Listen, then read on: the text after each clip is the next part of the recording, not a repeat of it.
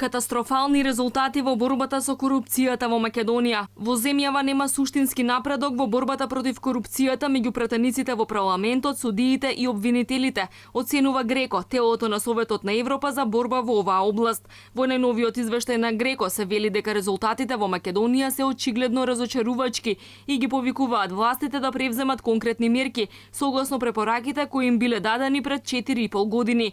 Досега властите имплементирале само 6 од 19 препораки, вели Советот на Европа. Во однос на пратениците, ниту една од препораките не е имплементирана ниту делумно, освен Кодексот за пратениците.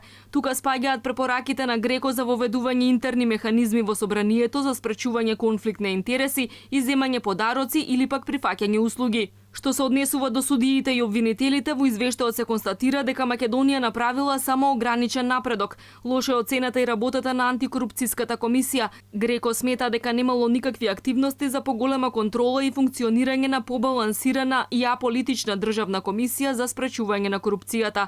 Греко заклучува дека нивото на усогласено со препораките е глобално незадоволително и бара од шефот на делегацијата за Македонија да презентира нов извештај за напредокот во имплементацијата на препораките, што е можно побрзо, но најдоцна до 30 јуни следната година.